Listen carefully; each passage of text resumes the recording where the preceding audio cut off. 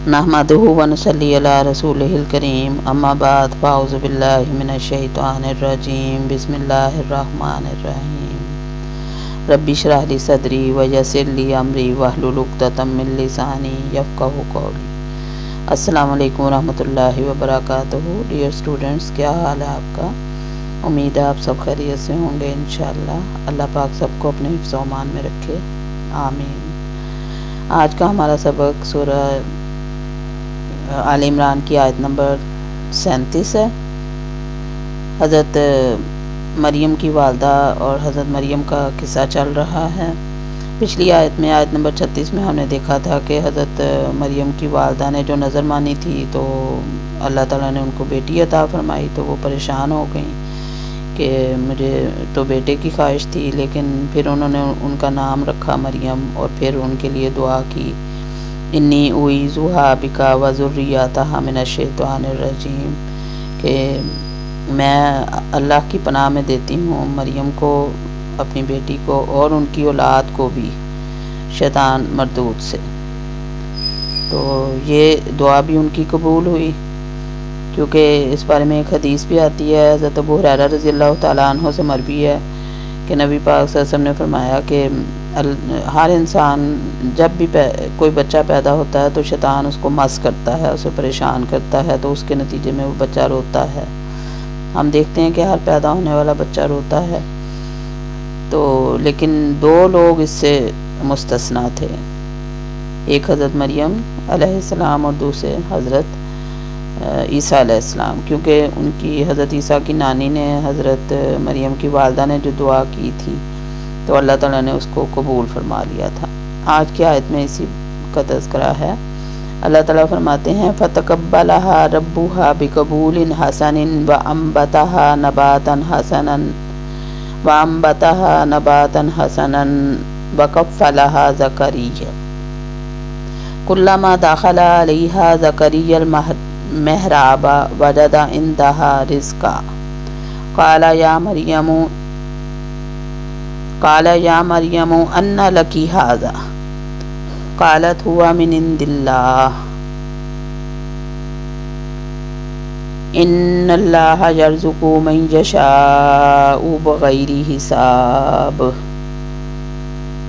फ़तक़ब्बलहा, वापस, तक़ब्बला कबूल किया, हा उसे, रब्बुहा उसके रब ने, बिक़बूलिन कबूल करना, हसनिन अच्छे तरीके से, व अम्बतहा और परवान चढ़ाया उसे, परवरिश की उसकी, नबातन हसनन, नबातन परवरिश करना, हसनन अच्छी, व और कफ़्फ़लहा कफ़ालत की उनकी, ज़करिया अलैहिस्सलाम ने, कुल्लमा जब कभी, दाखला वो दाखिल होते, अलैहा उन पर, उनके पास जाते, ज़करिया अलैहिस्सलाम, अल महराब में, हुजरे में, वजदा पाते, इंदहा उनके पास, रिज़्क़न रिज़्क़, क़ाला फरमाया, या मरियमो ए मरियम, अन्ना लकी हाज़ा, अन्ना कहाँ से, लकी तेरे लिए, हाज़ा ये तेरे पास कहाँ से आया। क़ालत फरमाती, हुआ वो, मिन से, इंदी पास, अल्लाह ये अल्लाह के पास से आया है।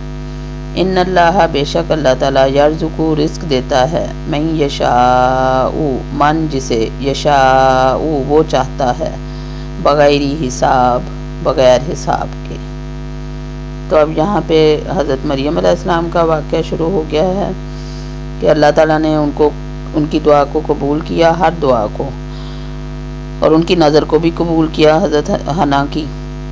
और उनके रब ने, और बहुत अच्छे तरीके से कबूल किया, मतलब खुशी से कबूल किया, और उनको परवान चढ़ाया बहुत अच्छे तरीके से, यानी हज़रत मरियम अलैहिस्सलाम की परवरिश बहुत अच्छे तरीके से हुई, और माबद में हुई, मस्जिद अक्सा में, हैकल सुलेमानी में, वकफ़्फ़लहा ज़करिया, और ज़करिया अलैहिस्सलाम को उनका कफ़ील बनाया। इस ज़मन में भी वाक़या एक बताया जाता है हज़रत ज़करिया अलैहिस्सलाम का, कि माबद में तो बहुत सारे वो काहिन थे, मजहबी जो इनके रहनुमा थे, उनमें हज़रत ज़करिया अलैहिस्सलाम भी थे। تو ہر کسی کی یہ خواہش تھی کہ حضرت مریم کی پرورش کا ذمہ ان کو دیا جائے، لہذا پھر بات اس حد تک پہنچی کہ قرآن دازی کرنا پڑی، اور پھر قرآن دازی ہوئی جب تو حضرت زکریا علیہ السلام کا نام آیا اس میں۔ تو زکریا علیہ السلام حضرت مریم علیہ السلام کے خالو بھی تھے رشتے میں، اور وقت کے نبی بھی تھے اور بزرگ بھی تھے۔ تو زکریا علیہ السلام نے ان کی پرورش کی، مطلب بہت اچھی جگہ پہ اور بہت اچھے طریقے سے حضرت مریم علیہ السلام کی پرورش اللہ تعالیٰ نے کروائی۔ کلما دخل علیہا زکریا المحراب، جب بھی زکریا علیہ السلام ان کے حجرے میں داخل ہوتے، وجد عندہا رزقا، تو ان کے پاس رزق پاتے۔ رزق بھی دو طرح کا ہو سکتا ہے، رزق میں ساری اللہ کی نعمتیں آ جاتی ہیں، لیکن یہاں پہ مفسرین بتاتے ہیں کہ رزق یا تو پھلوں کی صورت میں ہوتا تھا، جس میں بے موسم پھل بھی ہوتے تھے اور بہت اعلیٰ قسم کے پھل ہوتے تھے، جیسے ہم دنیا میں نہیں دیکھتے عموماً، اور عمدہ قسم کے پھل ہوتے تھے اور بے موسم کے پھل بھی ہوتے تھے، اور رزق سے مراد ان کی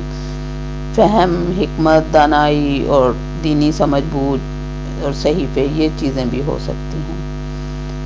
تو قالا یا مریم انا لکی ھذا، تو وہ حضرت مریم علیہ السلام سے پوچھتے کہ اے مریم تیرے پاس یہ کہاں سے آیا، کیونکہ وہ حیران تھے کہ وہ تو ان کی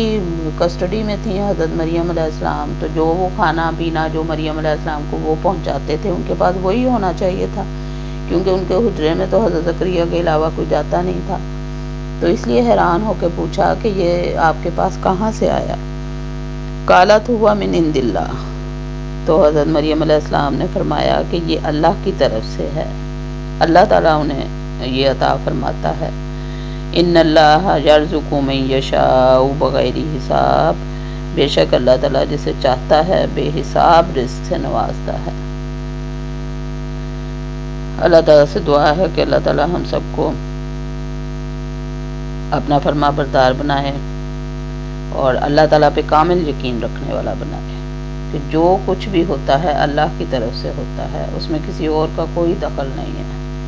کوئی بھی اللہ کے ہاں سفارشی نہیں بن سکتا جب تک کہ اللہ اجازت نہ دے۔ اور اس میں ہمارے لیے سبق یہ ہے کہ ہم اللہ تعالیٰ پہ پورا توکل رکھیں، یقین رکھیں، صرف ایک اللہ سے مانگیں، صرف ایک اللہ سے دعا کریں، صرف ایک اللہ پہ بھروسہ کریں، اور توحید کو اپنے دل و دماغ میں اچھی طرح ہم بٹھا لیں، عقیدہ توحید جو ہے اس پہ ہم کاربند ہو جائیں۔ نبی پاک صلی اللہ علیہ وسلم نے فرمایا تھا کہ قل آمنت باللہ ثم استقم،